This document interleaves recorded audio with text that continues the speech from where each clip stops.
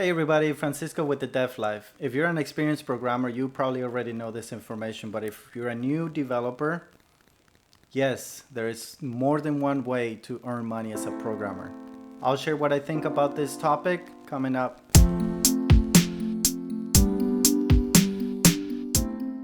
Welcome back to the channel. If you're new to the channel, I'm a self-taught developer with over 10 years of experience. In this channel, we create videos with intent for them to become resources for developers like yourself.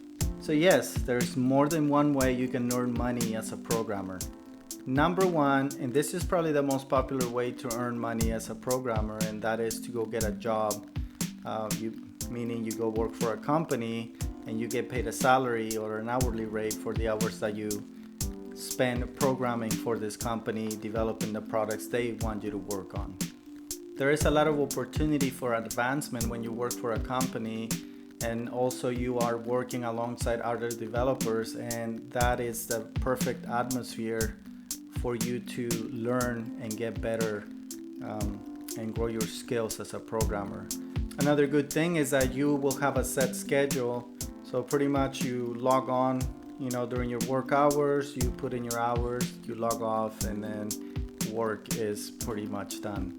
This is not for everybody. You might want to start working whenever you want to, and maybe you don't like to have a set schedule. So this is not for everybody, but it is the most popular way to earn money as a developer. Number two, freelancing. This means that you find somebody who is looking for a developer to do work for them, develop an application. This is usually a one-time deal to where you go in, you develop the application, you're done, and then you go find the next one. You could either be working on your own to develop this application for your client, or you could be collaborating with a team if it's a bigger application. While you're doing freelancing, you tend to get a better hourly rate because you are assuming all that responsibility or a lot of the responsibility to get the application done on time. So there's an upside there. You also get a lot more flexibility as far as your schedule. You tend to be able to log in whenever you want to, or you get flexible hours as long as you meet the deadlines that you set with your client. Some of the challenges that you might see if you become a freelancer is that one, you need to build a portfolio, so that way you become a trustworthy developer or person who a company might want to work with. So you have to build and prove that you have the experience to be able to complete a project. There is also a certain amount of upfront work that goes into doing freelancing because you have to work on the marketing. You also have to work with the potential clients to actually land a contract. This is something for you to keep in mind if you compare a freelancer to a person who has a day job. There's pros and cons. When you work as a freelancer and you're working on a project for a client, you have to start thinking about the next project before you are done with the current one, meaning that you have to work with multiple leads to actually land a contract. So although you might be getting paid more per hour when you're actually developing the application, you have to put in upfront work to keep the work coming in.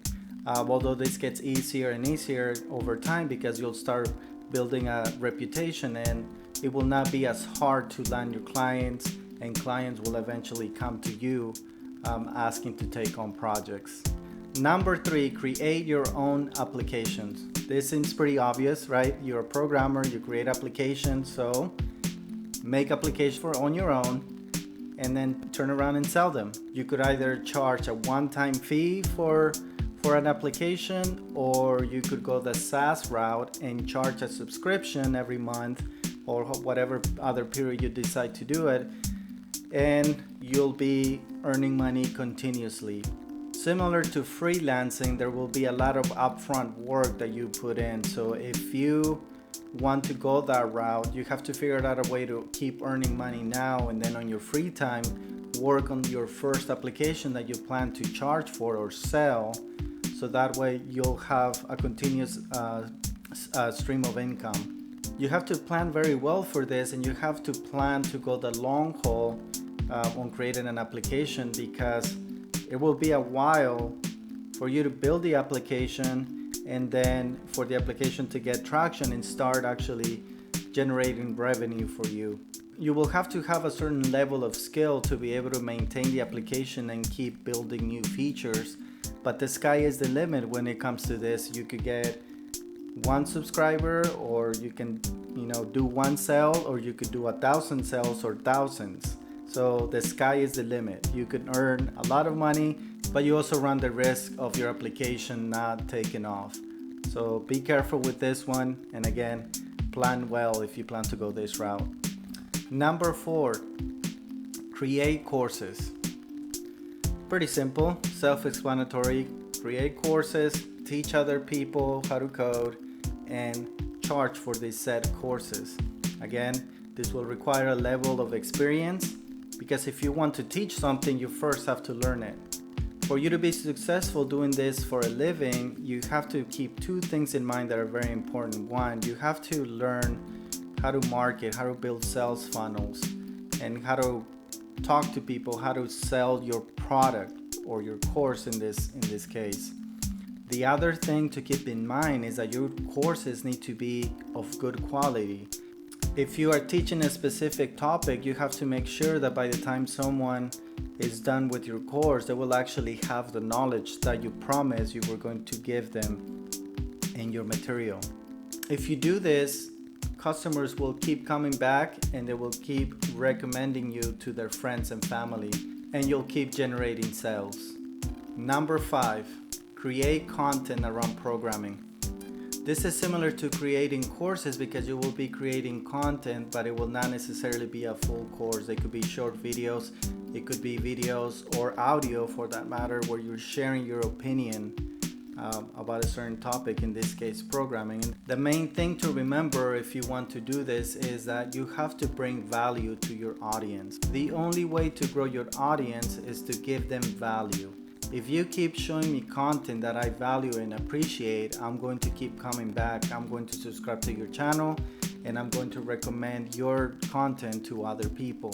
This will grow your audience, and eventually you'll be able to charge for sponsorships, or you could start promoting a product that you get paid for, or promote your own products that you might want to sell. Maybe you can open up your own store online and start selling any type of merchandise that's related to what your audience likes. Thank you for staying until the end of the video. If you find the video helpful, please subscribe and click on the notification button so you get notified when we create new videos. Thanks again, and catch you in the next one.